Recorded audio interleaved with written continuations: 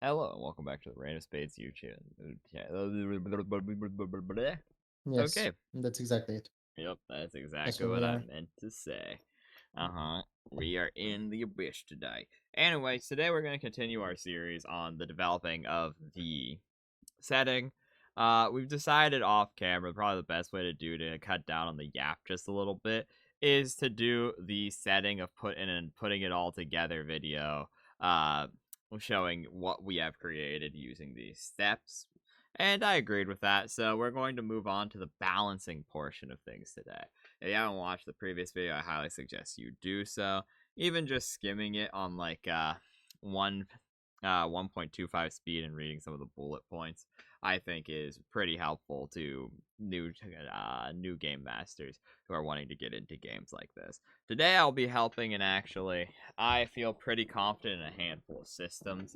The big ones being 3.5, Naruto 5e, obviously my own system, and D&D 5e. I'm only going to be going over 3 of those today, but I'll help with some of the transitioning and some of the basic balancing rules that work on all of them today. And then FooF can ask questions, because most of you are probably Yes. here for 5e. He's running 5e. If something is more not worky, is what it is. Okay, so that being said, let's get right into this. Balancing.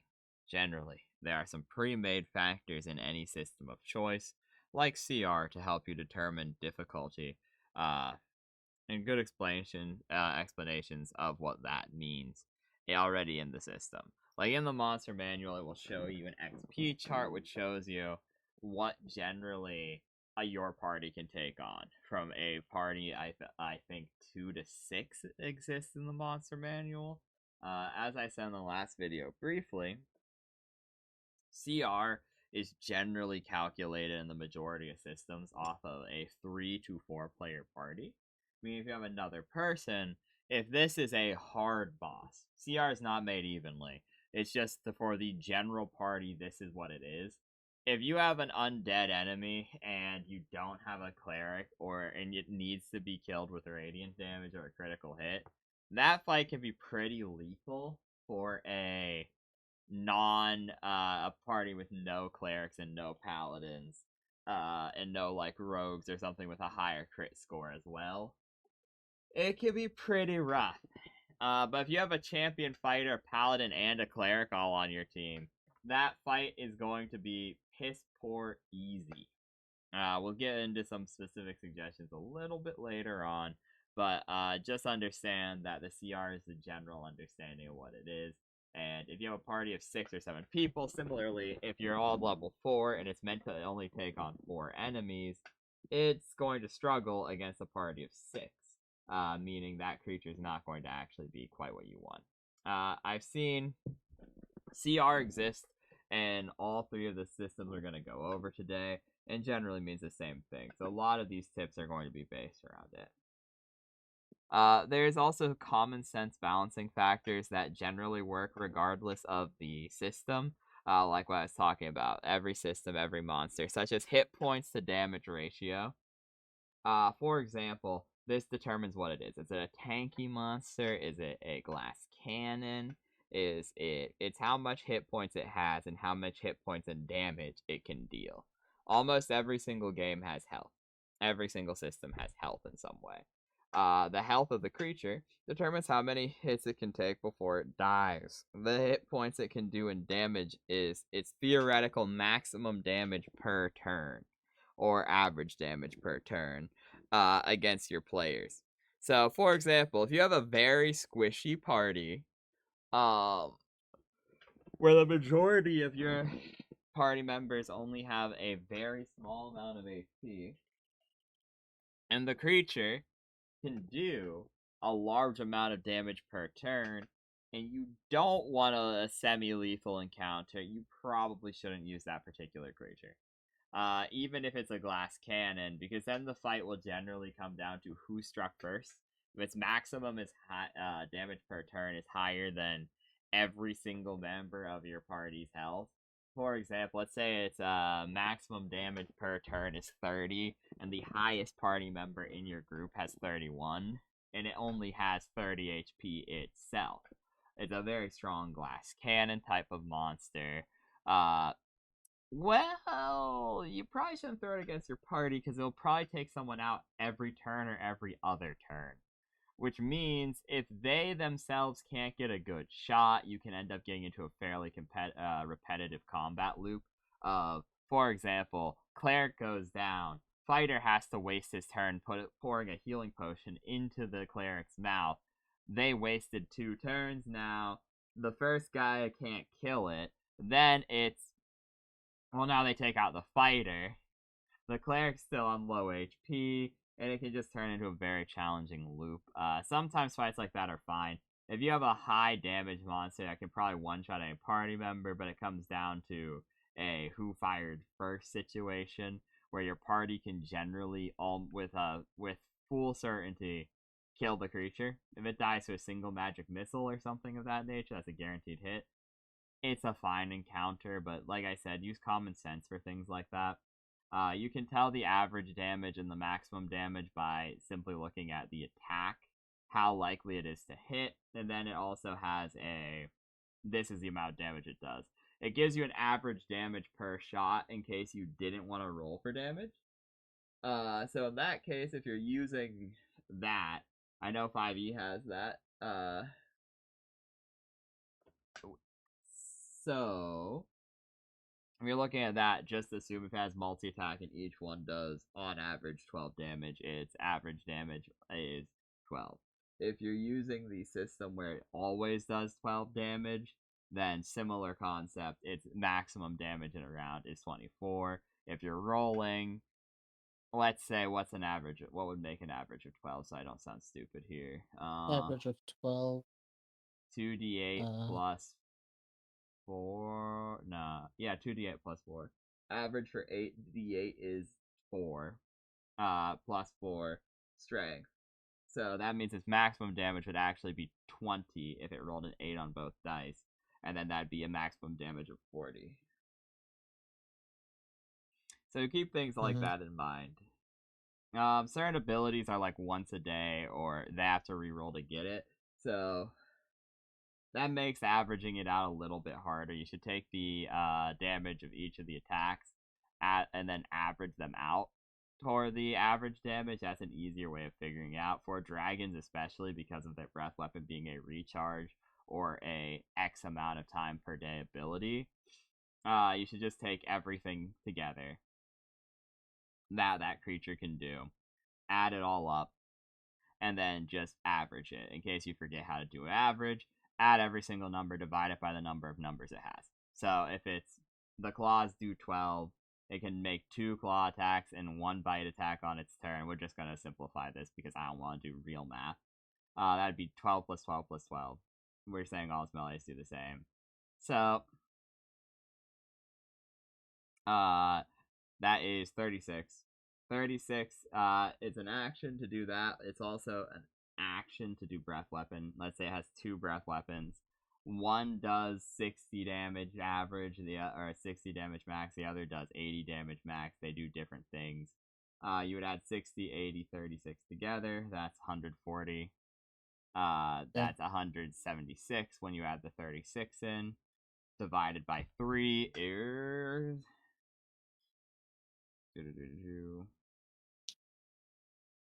That's like 59. Yeah, 59-ish. So that means its average maximum damage per turn is 59. Keep that in mind. If that's 200 health, the ratio is very simple. It'd be 250 and 59. That is the best way to determine how dangerous it will be. Then simple, other than that, if it has a lot of damage but can only target one person, generally it's really hard to kill someone in 5e. It's not as hard to kill someone in Naruto 5e or my system though, so keep that in mind. Attacks are how many times it can actually physically slap. Meaning, if it does the same thing as that dragon, 36 being its maximum damage, hypothetically, it can attack 3 times. That means it can split it between 3 targets. Meaning, if it knocks someone down and there's someone right next to them who's also low, the creature might knock 2 people out with that high damage. So it's pretty simple. Usually the more attacks, the more dangerous something is. Because if it knocks you out, it can finish the job by just curb stomping you in most systems. Or alternatively, it can split damage more effectively, however it wants. Slash, if it misses, it has more chances to hit. And more chances of hitting means more chances of critically hitting. Just good things like that. Anyways, I spent way too much time on this particular bullet point. So, basic versatility. What can it do? In the case of the dragon, it might have a silver dragon has a frost breath and a paralysis breath. That means it can paralyze its enemies. It has a wide range of attack, cold. It can shapeshift. Excuse me. Which in the case of a silver dragon generally means nothing, because generally it's. Excuse me. Most DMs are going to keep it as a dragon, but something we need to keep in mind. How good is it at combat-related skills? That is usually referring to perception, stealth, athletics or acrobatics, and God, what was the last one? Athletics, perception, Ooh. investigation. Maybe. Share. We'll add investigation on the list, and then we will add in the saving throws. So, how good is it at doing the things that it can do in combat? For example, a spider might not be that scary.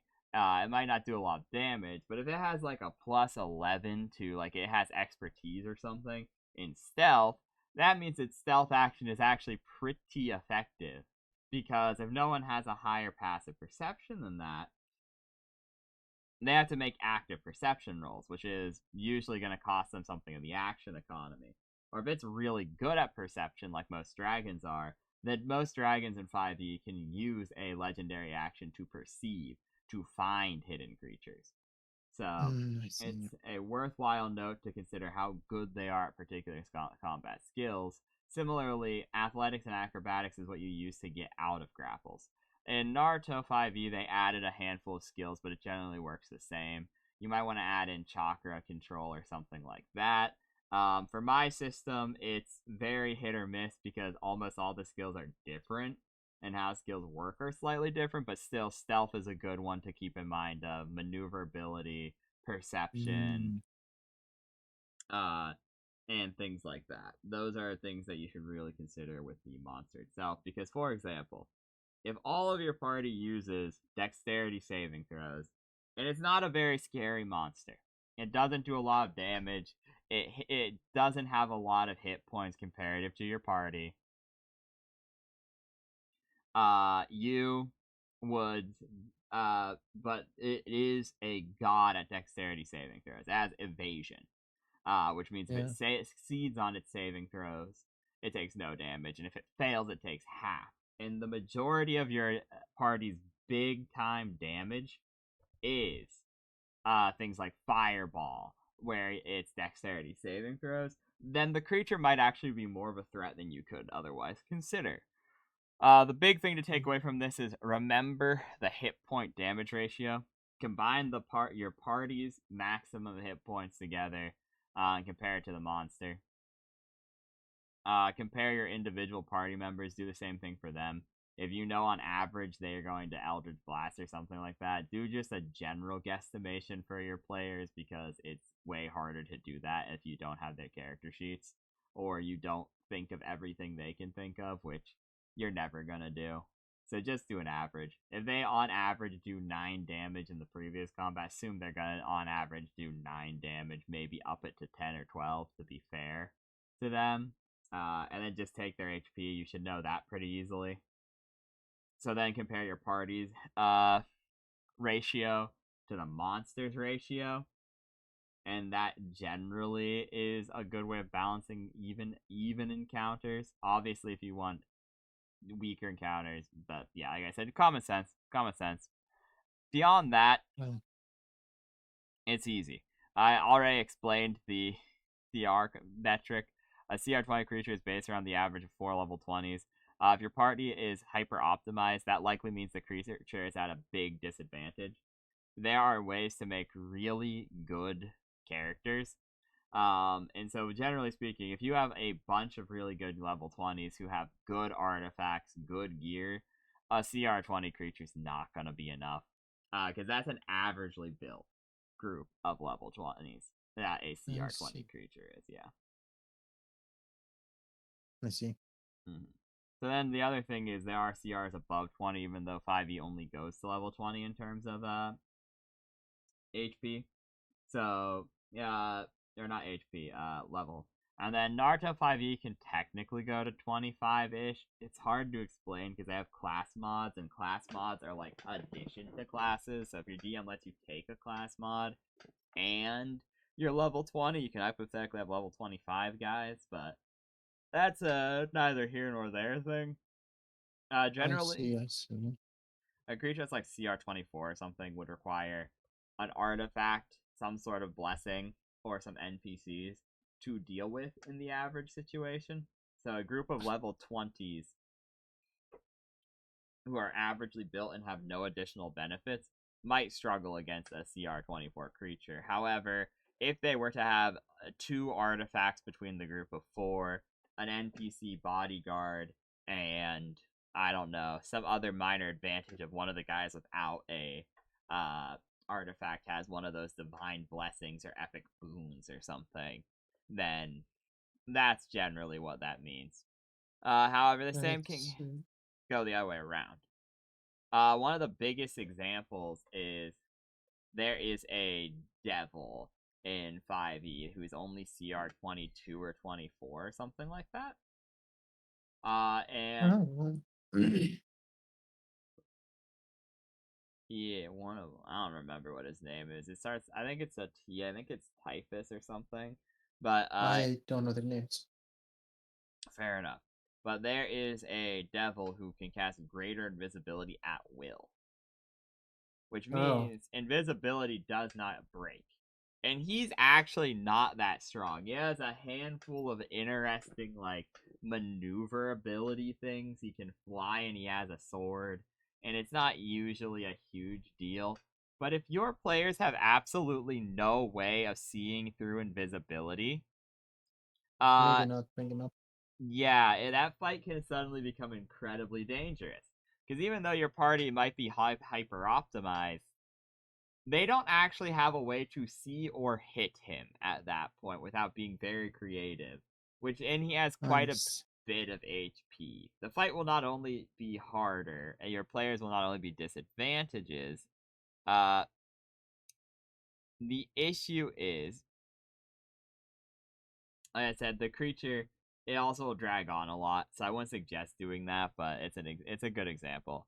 How the part, yeah. So like I said, if the party has no way of seeing through invisibility, and the creature has a passive feature to go invisible, that can turn the odds in the creature's favor massively, which can be a good thing or a bad thing. In the case of invisibility, probably don't, because it can be very annoying to just have a fight dragging on like that. However, perhaps adding something simplistic, like giving the creature an extra attack or starting the combat invisible. That way he gets an extra round. If his HP is not able to be put up against the sorcerer paladin who can super duper divine smite out the wazoo him in a single turn, it might be fair to give him an extra attack per turn to increase his damage ratio, and to have an ability where rather than casting greater invisibility at will, he has it as a spell slot where he can cast it once a day for free. That way he Oh, starts with greater invisibility, but doesn't keep it throughout the fight if they have a way to turn it off. I see. But yeah, that's just how point. Now the best way to balance for your needs is simply to keep track of your party, what it can and has done, and find ways to slowly up the challenge until it is comfortable, then experiment a little bit. This also functions as a sort of tutorial for your players. I would say you always want to start off weaker. Make them fight a random frog, make them fight a chocobo, something like that. Do simple things like that before you throw Sephiroth at them.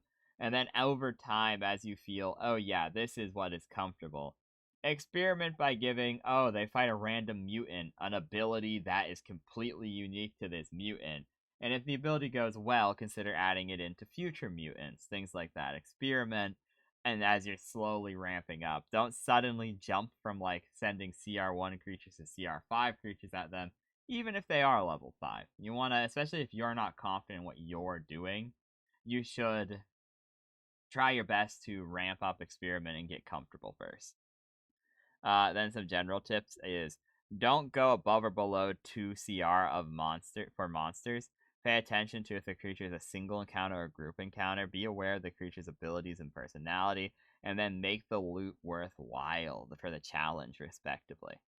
Very simply put, Naruto 5e has one of the best quest systems I have personally seen. Admittedly, the quest builder will kill you sometimes. Do not listen to it. Well, maybe listen to it. It depends how your party works out. But it has a way of making hard challenges, in which case all the monsters go up by 2 CR. Excuse me, but then Interesting. all rewards will go up by 25% if you take a challenging mission. And if you take a easy mission, all creatures go down by 2 CR.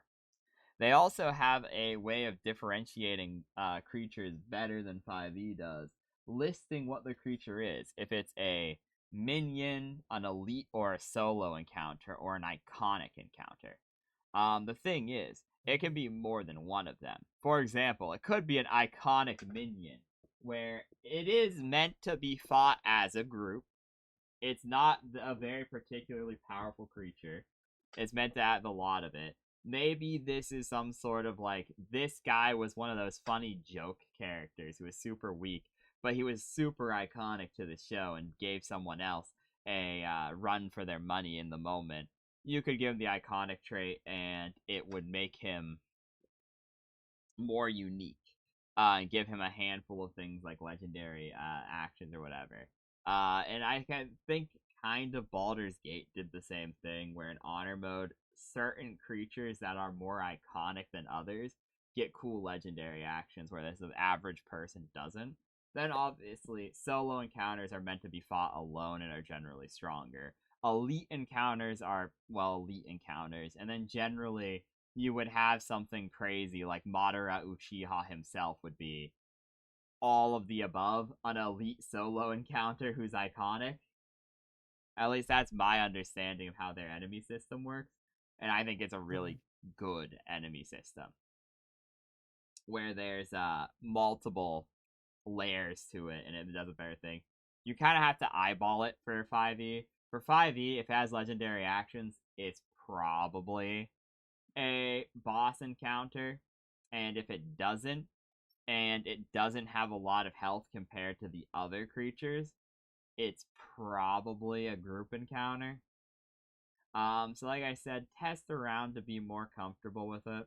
For example, if you have a group encounter where there's a crazy goblin booyog who is CR6, and your party's level 4, and it says on the goblin booyog they usually travel in groups of 2 with a handful of goblin peons with them, you might not want to give both booyogs to fight them. Might want to replace it with something of a lower CR to make the challenge hard, but not impossible. I see. But yeah, that's just the general thing. The one thing is, you probably wonder why I bring up personality.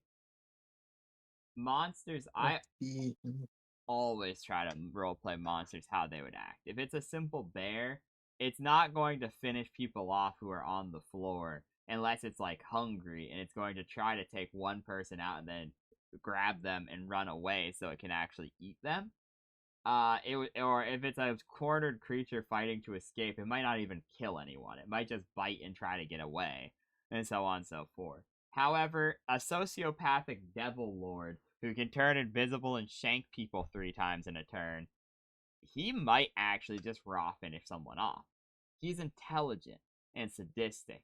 If he sees your cleric is casting spells, he's smart enough to understand what a cleric is. He has an intelligence score higher than the majority of your party, and you should probably treat him as such. So, however, if your I party see. doesn't like that, you probably shouldn't send intelligence enemies after them all that often. I No. see. So act the way the monster would act in combat. Don't just go attack. If it's a creature who has no brain cells and is going for and is fighting to the death, it may attack the last person who attacked it, quite simply, that it can Mm, actually reach. Whereas, as I said, a complex Devil Lord may well take an attack of opportunity from someone else just so they can maintain their action because they know they have the hit points to accommodate for it to kill the cleric so that the other people cannot get the HP, knocking them out. However, I also think that that's kind of brutal sometimes, and only the most sadistic creatures would double tap. Because if you are double tapping someone who, by all accounts, you think is dead, it's just a waste of an action. So other intelligence creatures might be like, oh, he's unconscious, slashes the guy to his left instead. But if there's a situation where the cleric has gotten up 2 unconscious people at this point, and was gotten up from being unconscious themselves, an intelligent enemy who has an amount of sadism who would be willing to kill is probably going to start double tapping, aka I attacking see. people while they are down. And you should probably warn your party about this. Of like, you see something flicker in his eyes of he's sick of this. He's ready to attack for the kill. He will not stop until the person he's targeting is dead before moving on to the next person. So just basic See. things like that. With that, moving on. Implementing new concepts into the world. This is actually pretty simple. The bigger thing is about balancing it. The easiest way to implement a new concept into your setting is figure out the lore behind them and how you want them to function. If it's something like everybody in the world has light crystals that help protect them from sensory overloads in the depths of the abyss or something like that. Say that. Write that down. That's the important part. Get the lore figured out. Ask questions to yourself like, what is their purpose? How do they affect the world? What is the object or event called? What do they really do? What does it look like? Get those things nice and described. For the sake of this, let's answer for the world that I am creating once again. Uh, Uh-huh. Anything. So catalysts can look like anything. What do they really do? A lot. You know, all the answers to this would be a lot. So never mind, we're not doing this. But they can look like anything. I'll answer it out loud for simplicity. What's their purpose? They allow people to channel the energy of the abyss for themselves, the near limitless energy. How do they affect the world? They are a coveted resource that many people are after, for the sakes of both research and development. What is it called? A catalyst. What do they really do? Same thing. They allow you to channel the energy of the doom dimension to actually do things. Like, some are as simple as lets you cast fireball. Some are as complicated as can revive you from the dead. So long as a condition was met. What does it look like? Generally speaking, they can look like anything. Something of importance to the person. Or to otherwise, because I'm thinking about how to do it. And I think the most interesting thing would be they're literally just a rock, but you have to put it into something of importance to you. So if you're like a fighter, you might put the one that you have earned into your sword. And your sword is the catalyst for your power. Or if you have a necklace given to you by your mother, you could carve it into a catalyst, so on and so forth. That's my general thought I of it. see. Um, no, that's kind of aside the point. That's just the general lore questions. And obviously there are more concepts to be added than a single one like Catalyst, so just refresh it over and over. After you have these points and the lore behind them is done, the best thing to do is to find something similar in the system you're already using and modify it to fit your needs. Generally, for everything you add, you should take something or add a balancing feature like a weakness or an exception. So let's simply put something that would be basic is in, you know what, we'll switch things up a little bit. We'll go to 3.5 for this Oh, example. In 3.5, stabs all universally had 50 charges, and it would cost a number of charges to cast that spell. In 5e, many items still have charges, but rather than a standard number and breaking after the charges are used, they generally regenerate charges. So we'll give an example in 5e as well, and then Naruto 5e does a similar concept a lot of the time, where a wand of fireballs may have 3 charges, and you can cast fireball at 3rd level for one of these charges, and maybe it has a set DC on it. If it hits 0 charges, there's a chance it will break. Back in the olden days of 3.5, we'll say the staff has 50 charges, and it costs, I don't know, let's say 6 charges to cast fireball. Once it hits 0 charges, it guaranteed breaks. Naruto 5e, similar concept. Has a number of charges, uses probably your ninjutsu modifier to cast a great fireball jutsu, whatever, which is pretty much just normal fireball. Don't tell anyone I said that. And then you can spend an additional charge in the 5e one to make it upcast to level 4, so on and so forth. Generally that's how it is, or you can upcast it to the next rank in Naruto 5e. They all sound different, but it really just boils down to has points, takes points to cast fireball. We'll take that as the basis for a simple fire catalyst. Now, the thing we're going to modify is perhaps this one doesn't have charges for the balancing factor. It is, but it also never breaks. It is simply once per sunrise. So day, even if you do not rest, you may cast fireball at the highest level spell you know. So it's more balanced in the fact that it's once per day. It scales with the player, and then the weakness to this will be the DC is set lower. It does not use your DC. It will simply be DC 16 fireball. I mean, even though it scales with you, enemies have a higher chance of succeeding later on because the DC doesn't scale with you. And that would be a fairly balanced item in my opinion. It would require attunement in 5e, obviously. Probably the same in Naruto 5e. Attunement's kind of less of a thing in 3.5. So yeah, it'd be simple. You have a fireball. This staff is your magical catalyst, and it's a very simplistic one that allows you to channel the energies of fire and wrath to burn away an enemy in front of you. You may target an enemy, you may simply cast fireball as an action, and it casts as if it was at the highest level spell you know. If you're an arcane fighter or something, then you may well only have Eldritch Knight, whatever. You may only have 3rd level spell slots to begin with, or 4th level spell slots maximum. If you're a wizard, this is more helpful because it could upcast to 9th level, though the DC will never increase, and you can only do it once a day instead of casting fireball 3 times a day without attunement, as a wand or scroll may otherwise allow. So that's just the basics. Adapting concepts is very similar in nature to creating a brand new concept.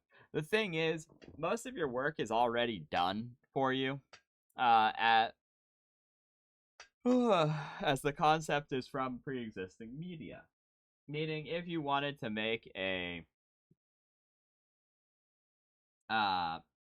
let's say we're going 1-for-1 with Genshin Impact, and you literally just want to make a vision, then do something similar to what I just did with the catalyst with the fire, and then then switch it to make it so basic attacks can attacks can be turned into fire damage or something like that.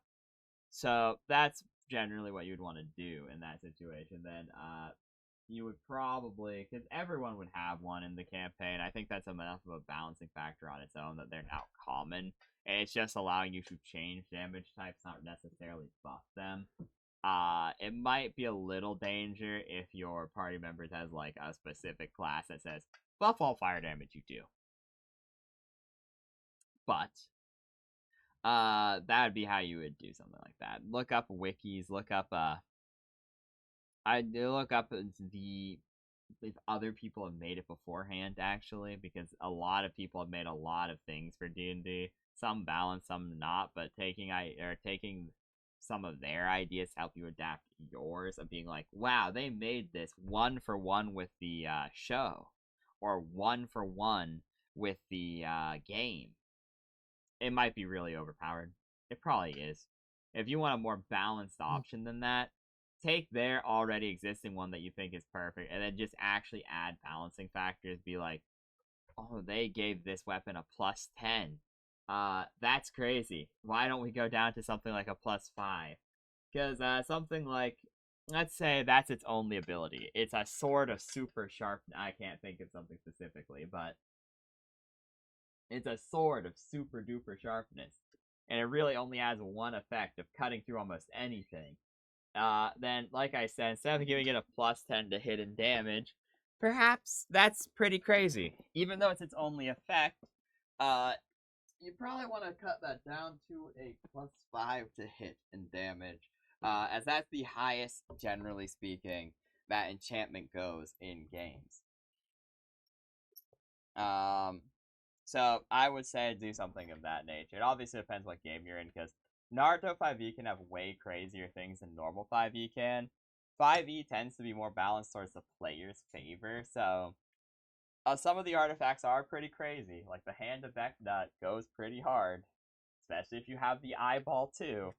Um, or the staff of Orcus or Asmodeus' ruby rod. There are a handful of like really really powerful artifacts that are, but they're meant to be in lore, and most of the time players are never going to have them in their hands. If anything, an enemy will have it.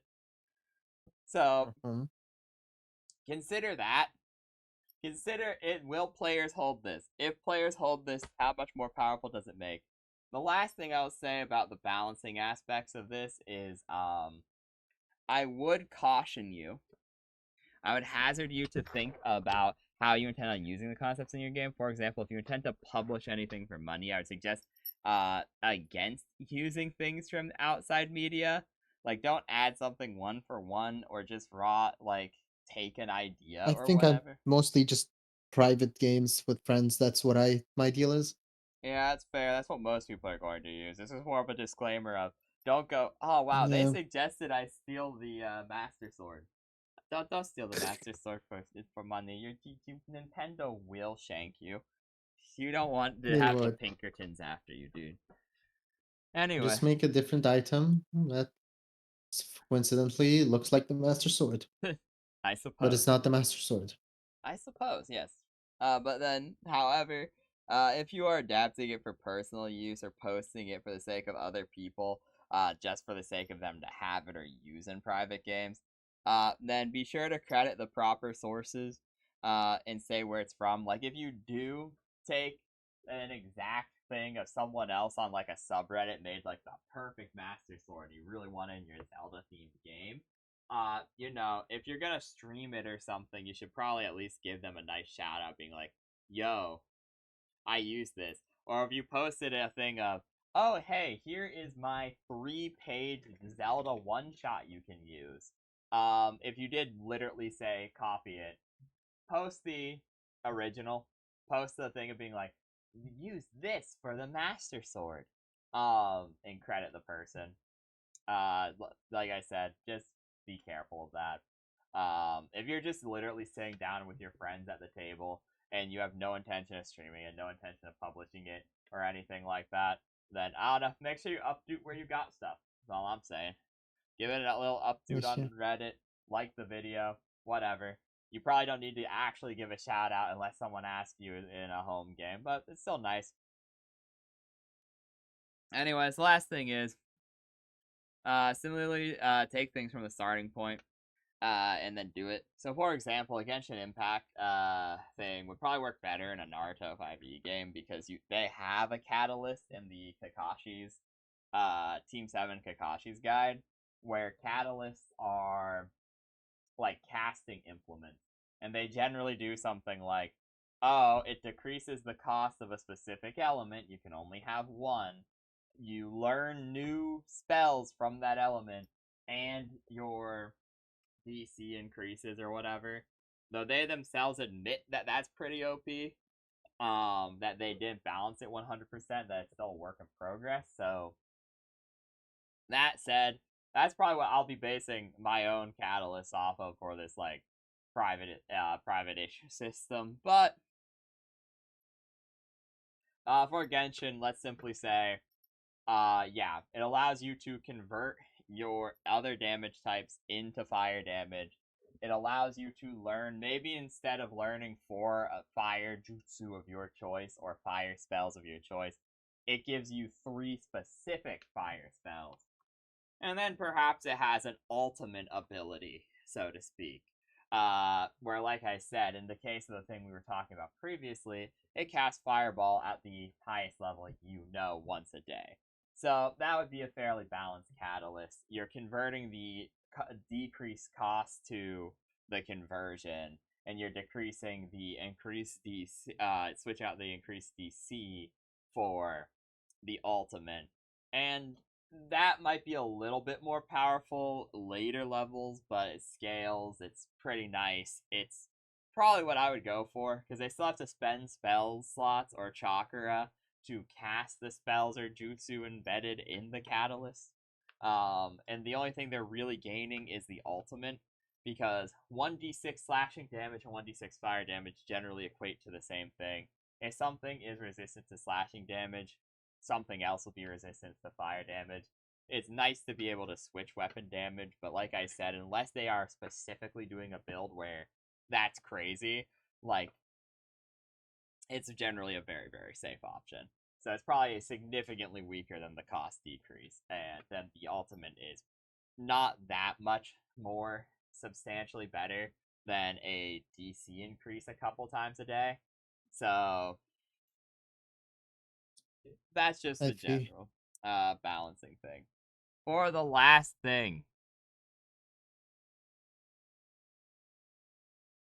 I kind of did this empty slide already. I was gonna write it down as we were going over it, like what catalysts and relics do, but I'll just shove that down into a thing for next video. Transferring between Ooh, systems. let's go. I'm going to. Like I said, this is probably gonna be a two-part more series. I'm gonna do something. I want to do something related to maps and game setup, and then I want to do a putting it all together. This is the system I made. Here's the silly Made in the Abyss inspired world, up to the point where you could maybe run a one shot in it or something like that. Then I'll probably do a short stream series in Naruto 5e using that system. Like I said, I'm gonna try to be as general as possible because I'd rather have the niche video that goes over tips and tricks for as wide a range as possible than be like, oh yeah, here's an exactly what to do one for 5e, even though I know the 5e will probably get more views. So it is what it is. With that said, this slide is empty because I'm probably gonna do most of this out loud. Because this is I see. very difficult to explain in certain situations. It seems pretty tricky to transfer things from like 5e to Naruto. You're probably hearing like, oh, different words, different things. It's really not as hard as it seems. It seems very tricky, but it's usually easier than it appears. A big example is there are 3 major differences between 5e and Naruto 5e. The one is spellcasting system. Everyone is a spellcaster in Naruto 5e, having chakra and using chakra to cast jutsu. However, jutsu are still balanced of E ranks are cantrips. D ranks are first and second level spells generally. Uh, C ranks third, fourth. Uh, B rank fifth, sixth. A rank seventh, eighth, give or take. And then S rank eighth, ninth, crazy. So really they're simple as that. And then generally the chakra cost represents what spell level they're meant to be. So you'll see things in D rank that cost like 4. And then you'll see things in D rank that cost like 7. And then the average thing in D rank costs like 5. So that you can pretty easily guesstimate. 4, things that cost 4 are weaker first level spells that aren't oftentimes used or are ones that don't have big impacts. 5 is the average level 1 spell, and 7 is probably give or take the level 2 spell of the group. Meaning converting a spell 1-to-1 into Naruto 5e is actually fairly simple, because you just look at what level the spell is and what it does, and switch its spell level to a chakra point cost equal to a similar one. So you would do something like that, and then occasionally you're going to want to add things as conditions are very, very common in Naruto 5e. Even basic jutsu, like D ranks, can give a single rank of bleeding, for example. So let's do it with Scorching Ray. It's a second level spell. It would obviously be a fire release jutsu. And then it usually would fire 3 beams of fire, 3 motes of flame at an enemy. You rolled a hit, whatever. So we shall simply do this. It's a level 2 spell, pretty good usefulness, pretty good general use cases. So we're going to shove it at like a 7 chakra cost in D rank. Maybe we'll put it in C rank as a 7th level. That might be a little bit more fair, but we'll stick with the D rank. So decide between C rank and D rank. If it's D rank, let's make it like cost 8, I suppose. That might be a little bit more fair. If it's C rank, 7. Most C rank jutsus cost 7, so I'm thinking we just put it in C rank for simplicity's sake. As a weaker C rank jutsu. It allows you to fire 3 beams of flames, each one doing 2d6 damage. And then, let's say, if you hit the creature with 3 motes, they gain 1 stack of the burn condition. If it's in my system as well, honestly do the same thing. Second level spell, you fire 2 beams instead of 3. For every 3 levels of spellcaster you have, add 1 beam. For every 3 beams that hit the creature, give it 1 burn rank of the burn condition. In my system, you're done now. In Naruto 5e, you add the upcasting. Upcasting is you can upcast it to the next rank for a cost. Generally, that cost is 3. 9 times out of 10, the up cost is 3. So you upcrease it by 3, and it allows you to fire an additional beam for each rank you uprank it. It's C rank, which means you can uprank it 3 times. I mean, if you cast it as an S rank jutsu, it would cost 16 chakra and fire 6 beams. And if you hit with all 6 beams, it would give 2 stacks of burning. That's a fairly well balanced jutsu there. Easy as that. Then you just do it vice versa. Conditions are less common in 5e. So if you were to do, let's just use blood daggers, the hit jutsu, the clan jutsu from the guys with the Ketsuru Yugon, the Chinoiki. It summons a handful of blood daggers that you can launch out on additional turns and use for certain other jutsu. It will lose a lot of its oomph in 5e, I would feel, but it is a D-ranked jutsu, so let's make it a level 1 spell. It requires, in 5e, it would probably require concentration.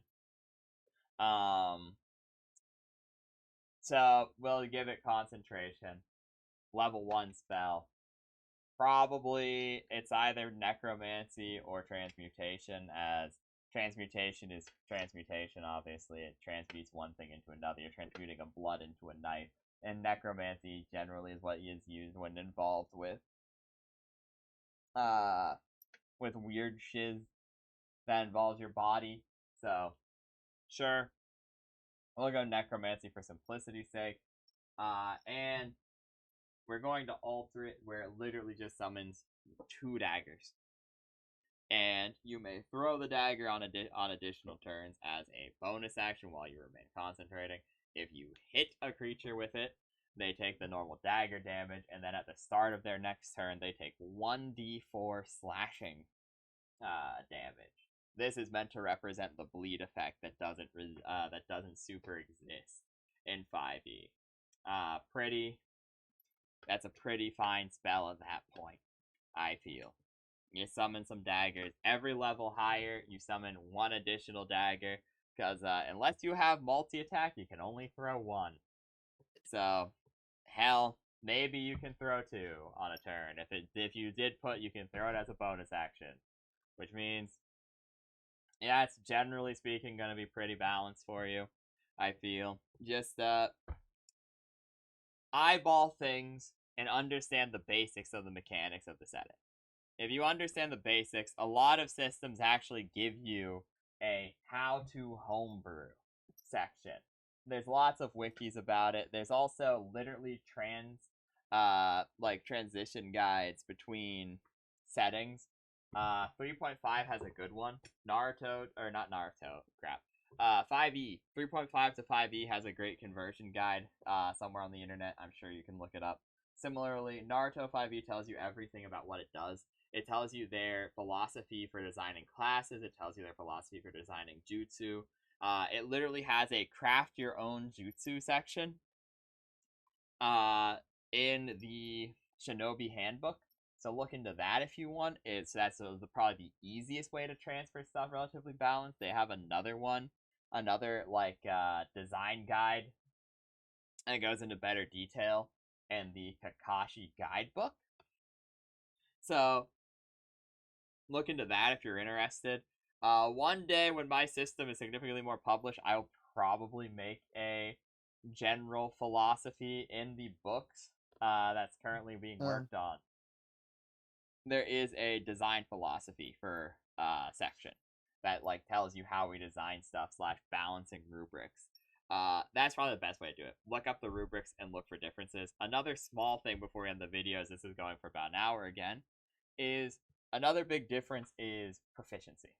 In my system and in Naruto 5e, it both goes up higher than what it does in 5e.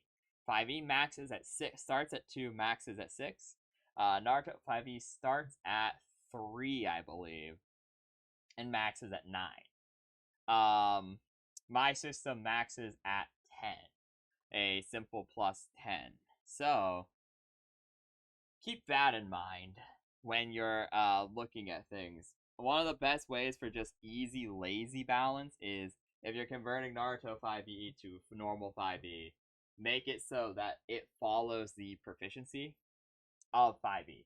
So starting at 2, ending at 6, because a lot of abilities in that will say equal to your proficiency modifier, or equal to half of your proficiency modifier rounded down, which means you limit the ability usage from something like 4 to 3, which can end up being a big deal, or 9 to 6.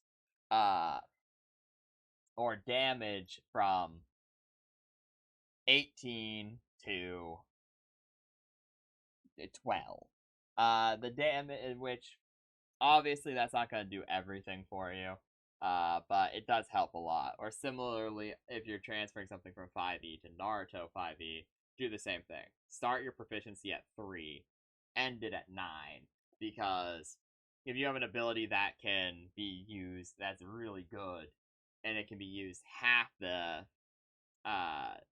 as much as it should be, it's obviously going to be weaker. If you give it 3 additional charges with the increased proficiency at higher levels, it can end up being better. It also increases your save DC, your saving throws, your skill checks. So it would make it so it's a little bit more balanced. Those are just the general tips and tricks. If I remember, I'll try to put a timestamp in to say these are the general transferring timeline, and here's the actual tutorial. Because the tutorial is only about 40 minutes, and we're about at an hour now. So, with that said, bye bye, people. If I don't remember, someone in the comments do it, please. Heart emoji. Well, with that being said, this is the end of part 2. Look forward to in the future uh, a setting up the game Worldbuilding. tutorial involving map and a polishing video involving the actual completed, taking everything we learned and putting it into a setting. Any last words, Foof? Uh, D&D. There you go. Anyways, bye bye.